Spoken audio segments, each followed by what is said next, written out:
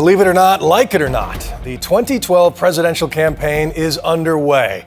For proof, some Republicans are pointing to the president's big deficit speech yesterday, but here's more definitive evidence tonight. President Obama back in the friendly confines of Chicago for his first major fundraiser of this re-election cycle. Who exactly he'll run against is anyone's guess, but a new CNN poll of Republicans has Mike Huckabee tied with Donald Trump atop the list of favorite nominees. Before leaving for Chicago, the president talked to George Stephanopoulos exclusively to discuss, among other things, the birther bombs that have helped raise the Donald's political profile. All of us have been struck by Donald Trump rising to the top of the Republican field by feeding fantasies about your background. Nobody ever comes forward. Nobody knows who he is until later in his life. It's very strange. The whole thing is very strange. What do you make of that? I think that over the last 2.5 years, there's been an effort to go at me in a way that is politically expedient in the short term for Republicans, but creates, I think, a problem for them when they want to actually run in a general election where most people feel pretty confident. The president was born where he says he was, in Hawaii. We're not really worrying about conspiracy theories or birth certificates.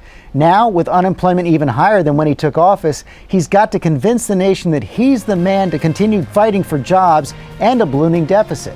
You had a pretty soft launch to your re-election campaign last week. Why should Americans re-elect you?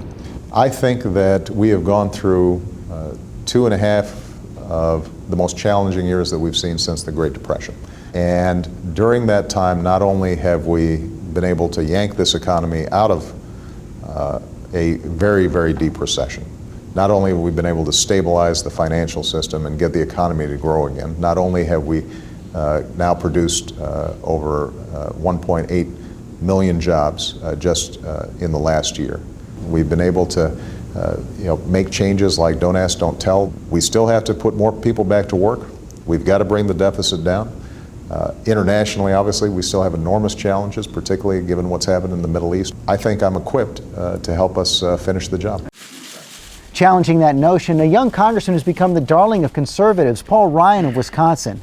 His plan to cut the deficit would dramatically change major government programs like Medicare. The congressman has really come out with a tough response to your speech. I want to quote it exactly. He said the president was excessively partisan, dramatically inaccurate, and hopelessly inadequate. Instead of building bridges, the president is poisoning wells.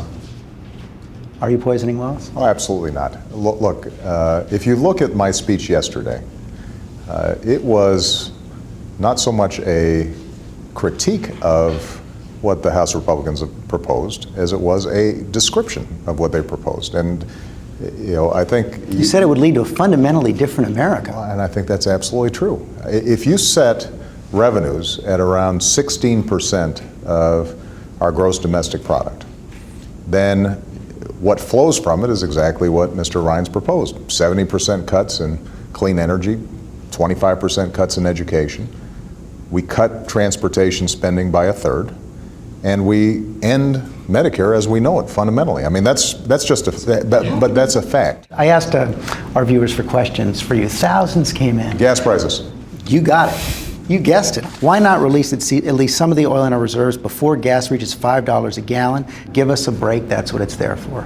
I understand how big of a strain this is on family budgets, and already we've got about $3.85. Close to $4. Close to $4. That's tough. If you've got to drive to work every day and you don't have an option in terms of the car that you're driving, and it's taken more and more out of your budget, that's a problem. But you're not ready to release the reserves yet? But the reserves, I think, are something that we've got to be very careful about.